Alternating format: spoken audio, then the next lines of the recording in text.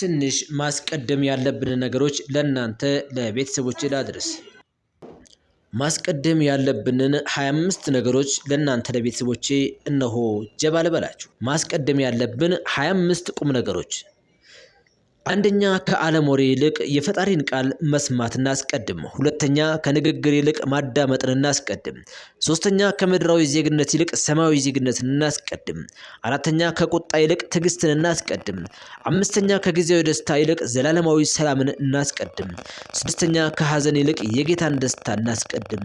ሰባተኛ ከመቆጣት ይልቅ ይቅር ማለትን እናስቀድም። ስምንተኛ ከክፉ ሐሳብ ይልቅ መልካም ምኞትን እናስቀድም። ዘጠነኛ ከትዕቢት ይልቅ ትህትናን እናስቀድም። 10 እኛ ከስጋዊ ፍላጎት ይልቅ መንፈሳዊ ጥማትን እናስቀድም። 11ኛ ከጨለማ ይልቅ ብርሃንን እናስቀድም።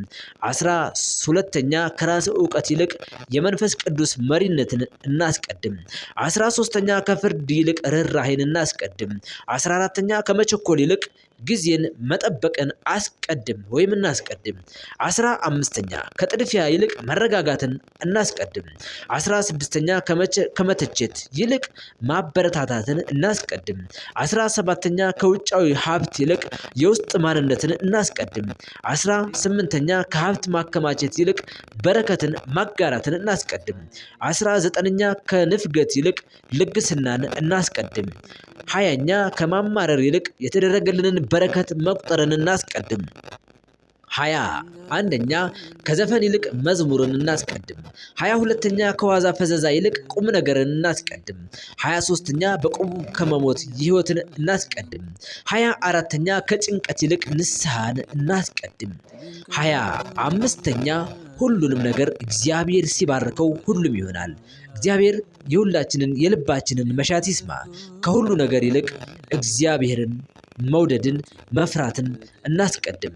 ሰላም ውድ ተመልካቾቼ፣ ነገሩ እንዲህ ነው። ከተመቻችሁ ፎሎው ያደረጋችሁ እዩልኝ፣ ቻናሌን አሳድጉልኝ፣ ሰብስክራይብ አድርጉልኝ። ብዙ ታሪኮችን ወደ እናንተ ይዤላችሁ እመጣለሁ። እግዚአብሔር በረከቱን በላያችን ላይ ያዝንብ፣ በበረከት ይጎብኘን። አሜን አሜን አሜን። እነሆ ወደ ሌላኛው ታሪክ አብረን እንጓዝ። ለካ አፈቅርሻለሁ። ከባድ ፍቅር ውስጥ ላላችሁና መተንፈስ ያቃታችሁ ወዳጆች እንዲህ ብላችሁ ንገሯት፣ ንገሪው። መቼ እንደጀመረኝ በየትኛው ሰከንድና የትንፋሽ ቅጽበት ውስጥ ነፍሴ በነፍስሽ ላይ እንደተጋባች በትክክል አላውቅም። መጀመሪያ ላይማ ተራ ወዳጅነት ወይም እንዲሁ የዕለት ተዕለት ውብ አጋጣሚ መስሎኝ ነበረ። ነገር ግን ሳላስበው በሐሳቤ ማዕበል ላይ ነገስሽ። በቃላትሽ ዜማ ህሊናዬ ተማርኮ ሙሉ ማንነቴን ስቆጣጠረው ድንገት ከእንቅልፌ እንደባነነ ሰው ደንግጬ ራሴን አገኘሁት። ዛሬ በዝምታዬ ጓዳ ውስጥ ሁኜ ልቤን ስጠይቀው መልሱ አንድና አንድ ብቻ ሆነ። ለካ ፈዝዤ ቀርቻለሁ። ለካ ሙሉ በሙሉ አፈቅርሻለሁ። አፈቅርሻለሁ። ያንቺ መኖር በሕይወቴ ውስጥ እጅግ ስውርና ረቂቅ ስፌት አለው። ካልመጣሽ ቀኔ አይበራም። ድምፅሽን ካልሰማሁ ነፍሴ እረፍት ታጣለች። ስትስቂ ዓለም በደስታ የምትሞላ ይመስለኛል። ስታዝኝ ደግሞ የልቤ ትርታ ፍጥነቱን ይቀንሳል። ሁል ጊዜ አጠገቤ እንድትሆኝ ስመለከትሽ እንድኖርና በዓይኖችሽ ውስጥ የነገ ተስፋዬን እንድሰፋ የምፈልገው ያለ ምክንያት አልነበረም። ያ ሁሉ ክትትልና ጥንቃቄ፣ ያ ሁሉ ስስትና የልብ መፍካት፣ ፍቅር የሚሉት ቃላት ሰማያዊ ስጦታ በደሜ ውስጥ ሲሰራጭ የነበረበት የጥበብ መንገድ ለካ እርሱ ነበረ። አሁን ይህ እውነተኛ ማንነቴን በፊትሽ አኖረዋለሁ። ፍቅርሽን በልቤ መቅደስ ውስጥ በክብር አኖረዋለሁ። አንቺ ማለት ለኔ ከቃላት በላይ የሆንሽ የህይወቴ ውብ ምዕራፍና የነፍሴ ማረፊያ ነሽ። ይህን ድንቅ ስሜት አምኖ ለመቀበል ጊዜ ቢወስድብኝም ዛሬ ግን በሙሉ ልብና በኩራት እውነቱን እመሰክራለሁ። ካሁን በኋላ ጉዞዬ ሁሉ ካንቺ ጋር ነው። ምክንያቱም ልቤ ካንቺ ውጪ ሌላ መዳረሻ፣ ነፍሴም ካንቺ ውጪ ሌላ የብርሃን ምንጭ ሊኖራት እንደማይችል በተጨባጭ ተረድቻለሁና።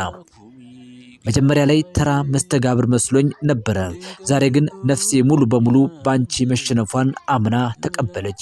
ለካ በጥልቀት አፈቅርሻለሁ። ሳላስበው በሐሳቤ በሳቄና በትርታዬ ውስጥ ቦታሽን ያጸናሽው ውድ ነሽ። ዛሬ ልቤ እውነቱን አመነ።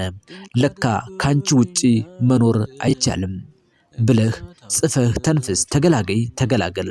ፍቅርና ብድር ድፍረት ብቻ ነው የሚጠይቀው ይላሉ አበው።